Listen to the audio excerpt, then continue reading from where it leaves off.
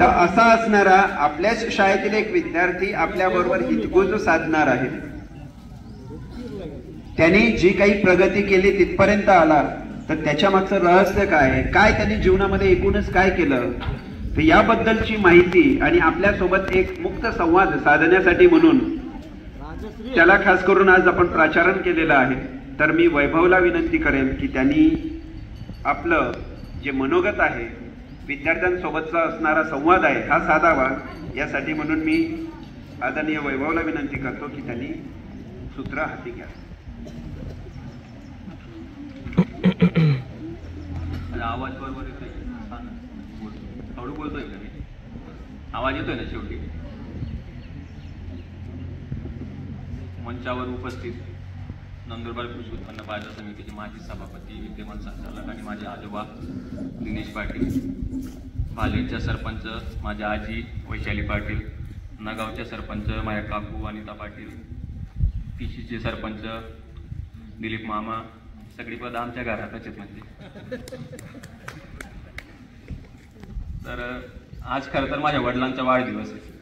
आज मला इथं बघताना त्यांना अभिमान नाही पण ॲटलिस्ट समाधान वाटत असेल असं मला वाटतं. मी थोडक्यात माझी ओळख करून देतो. माझं नाव वैभव युवराज पाटील. पुण्याला पाय मीडिया वर्क्स म्हणून माझी कंपनी आहे. आम्ही ब्रँडिंगची कामं करत असतो. वेगवेगळे जे शोरूम्स असतात, कॉलेजेस असतात किंवा राजकीय नेते असतात, तर त्यांचं जो काही व्यवसाय आहे, त्यांचं जो काही राजकीय आयुष्य आहे, ते अधिक लोकांपर्यंत अधिक चांगल्या पद्धतीने घेऊन जाण्याचं काम आम्ही करत असतो. आणि खरं तर हा प्रवास करत असताना इथपर्यंत तर जे आपले गुरु असतात, ते अगदी जन्मल्यापासून तर ते आपल्याला वेगवेगळ्या टप्प्यावर आपल्या आयुष्यात आलेली माणसं हे आपल्याला घडवत असतात. मला आठवतं की जेव्हा मी शिवदर्शनमध्ये शिकत होतो, 10वीला असताना असं तुमच्यासारखा महात्मा गांधींच्या जयंतीनिमित्त आयोजित वक्तृत्व स्पर्धेत माझा 2रा क्रमांक आला होता आणि असं तुमच्यासारखं मी बक्षीस घेतलं होतं.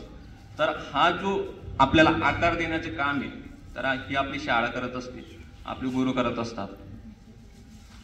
याच्यात मला आज खरंच आनंद झाला की एवढ्या मोठ्या प्रमाणावर एवढ्या वेगवेगळ्या प्रकारच्या तुमच्या स्पर्धा घेण्यात आल्या, त्याच्यातून तुम्हाला बक्षिसं देण्यात आली आणि सगळी बक्षिसं ही शालेय उपयोगी आहेत. कारण मला असं वाटतं की शिक्षक हा विद्यार्थी विमुख आणि विद्यार्थी प्रिय असं दोघांचं समीकरण असलं पाहिजे. आणि मला माझ्या पूर्ण शालेय आयुष्यात अजूनही आठवतं की मी ND पाटील सरांशी वेळोवेळी बोलत असताना आठवतं की सरांनी मला त्यावेळेस ज्या गोष्टी सांगितल्यात, मला त्यांनी जनार्दन वळवींबद्दल एकदा सांगितलं होतं, तर ते अजूनही आठवतं. मला पटेल सरांनी शिकवलेला रुदरफोर्ड अजूनही आठवतो.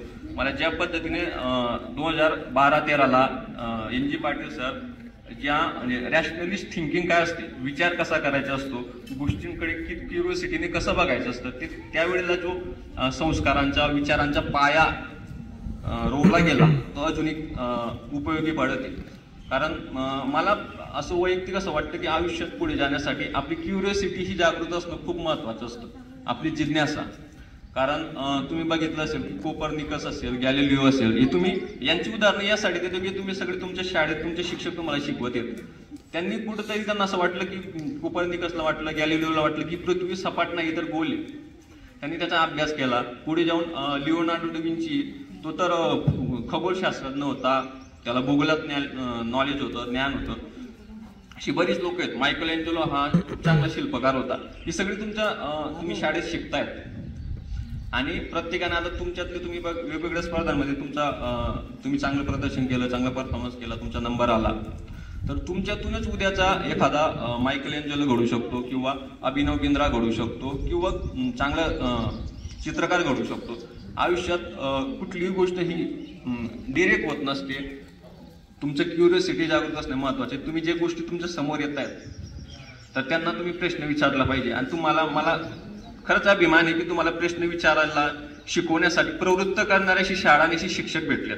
कारण मी याच शाळेत शिकलोय, तुमच्यासारखाच बसलोय. मी माझ्या अनुभवांवर बोलून सांगू शकतो की आणि मी पुण्यात बऱ्याच चांगल्या शाळांचं ब्रँडिंगचे काम करत असतो. मला खरंच या लेवलचं विद्यार्थ्यांच्या प्रती असणारी कळकळ ही खूप दुर्मिळ असते, खरंच दुर्मिळ. आणि आता तर खरंच कॉन्व्हेंटच्या शाळा वगैरे मी बऱ्याच ठिकाणी बघत असतो.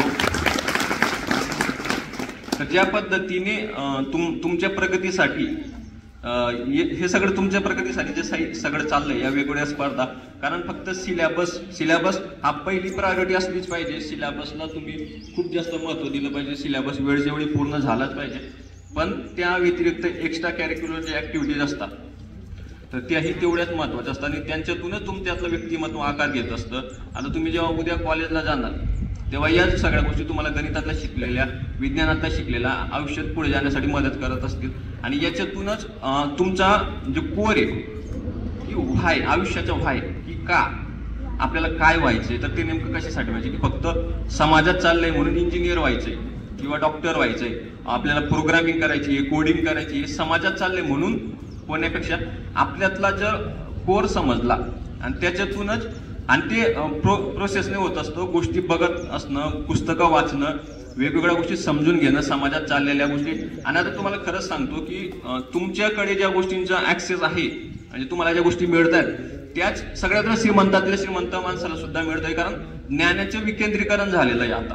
कारण युट्यूबवर तुम्हाला वाटेल त्या गोष्टींची माहिती मिळू शकते. आणि मला असं वाटतं की तुम्ही युट्यूबवर, इंस्टाग्रामवर रील्स बघत असणं किंवा वेगवेगळे व्हिडिओ गेम्स खेळणं हे एक लिमिटपर्यंत ठीक आहे, पण तुम्ही स्वतःचं कुतूहल जागृत ठेवून नेमकं जगात चाललं काय हे समजून घेणं महत्वाचं आहे. मला वाटतं होतं की मी 2013ला NG पाटील सर आम्हाला लॅपटॉपवर आणि प्रोजेक्टवर शिकवत होते. आता निश्चितपणे आता त्याच्यात बऱ्यापैकी ग्रोथ झालेली असेल. आता तुम्हाला ते सगळं जे जागतिक ज्ञान आहे तुम्हाला मिळतंय, तुमच्या शाळेत मिळतंय, त्याचा चांगला उपयोग करून घ्या असं मला वाटतं. कारण जग बदलतंय, खूप वेगानं बदलतंय. तंत्रज्ञान सगळ्या गोष्टी तंत्रज्ञानाने झालेल्या आहेत. मी जो व्यवसाय करतोय तो जवळपास 4-5 वर्षांपूर्वी खूप याच्यात आला, मेनस्ट्रीम झाला आणि मी 2-3 वर्षांपूर्वी त्या क्षेत्रात आलो. तर कदाचित तुम्ही जेव्हा तुमचे कॉलेज पूर्ण झालेले असेल तेव्हा नवीन क्षेत्र उदयास आलेली असतील करिअरची, आत्ताची क्षेत्र ही तेव्हा नसतील. तर त्या पद्धतीने आता सगळं ठरवलं पाहिजे. असंही नाही की आताच तुम्ही ठरवलं पाहिजे की मी काय होणार. कारण मी वयाच्या 23व्या वर्षी ठरवलं की मला काय करायचंय. त्याच्या आधी मी ज्या गोष्टी ठरवल्या त्या झाल्याच नाहीत. कारण त्या गोष्टी माझा स्वभाव बदलला, माझ्या जगाकडे बघण्याचा दृष्टिकोन बदलला आणि त्यानुसार गोष्टी बदलत जातात. म्हणून मी तुमचा जास्त वेळ घेणार नाही. सगळ्यांना एकच सांगतो की गोष्टींकडे बघा, गोष्टी समजून घ्या, नेमकं जगात चाललं काय ते समजून घ्या, जगातलं विज्ञान समजून घ्या, जगातलं अर्थकारण समजून घ्या, जगातलं राजकारण समजून घ्या. प्रत्येक गोष्टीकडे कुतूहल जागृत ठेवून बघा. तुमची क्युरियोसिटी हीच तुम्हाला वेगवेगळ्या ठिकाणी घेऊन जाणार आहे. विज्ञानातले बरेच प्रयोग तुम्ही समजून घ्या. नोबेल पारितोषिक मिळतं, नोबेल कशामुळे मिळतं, कुणाला मिळतं, साहित्य समजून घ्या. ह्याच गोष्टी तुम्हाला आयुष्यात एक चांगला माणूस म्हणून पुढे घेऊन जाण्यास मदत करेल. आणि प्रत्येक स्पर्धेत तुम्ही भाग घ्या. तुमचा नंबर येऊ द्या, नका येऊ द्या. का? कारण याच्यातूनच तुम्हाला तुमचा कोर समजणार की तुमच्यात एखादा गीतकार असेल, एखादा खूप चांगला कवी असेल किंवा एखादा खूप चांगला क्रीडापटू असेल. आता एक मुलगा खगेंद्र की तो विभागावर जाऊन आला, उद्या तो राज्य स्तरावर जाऊ शकतो, राष्ट्रीय स्तरावर जाऊ शकतो.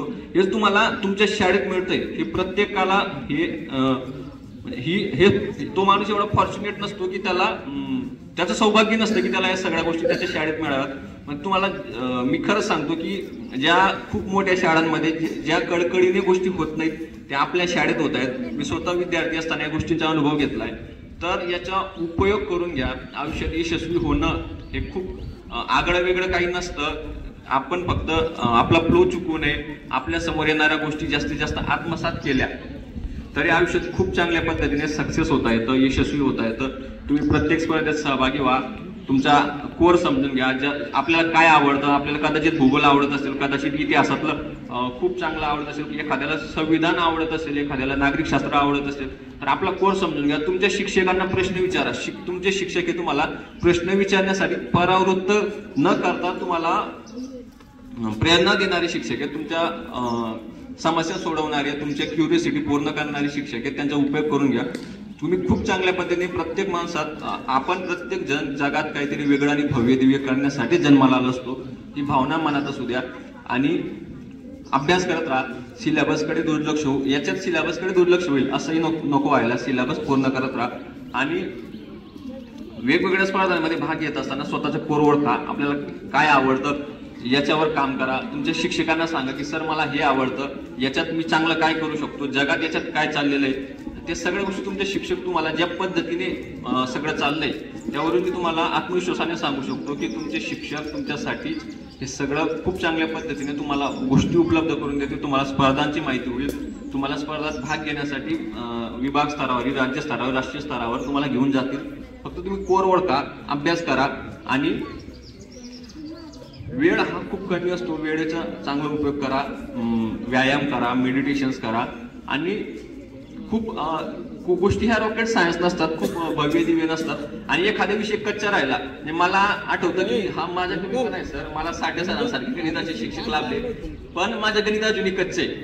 पण म्हणून त्याच्या आयुष्यात त्याचं महत्व खूप जास्त असतं गणित सारख्या विषयाचं.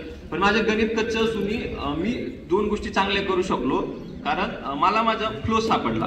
तुम्हाला प्रत्येक विषय शिकवणारे शिक्षक आहेत. आपण जर एखाद्या विषयात कमी असू तर तुम्ही त्या शिक्षकांना विचारा की मला हे कळत नाही, मला ते समजत नाही, तर ते तुम्हाला खूप चांगल्या पद्धतीने समजवतील. जास्त तुमचा वेळ घेत नाही, फक्त अभ्यास करा, गोष्टी समजून घ्या, जगात काय चाललंय समजून घ्या आणि तुम्हाला सगळ्यांना शुभेच्छा. थँक्यू.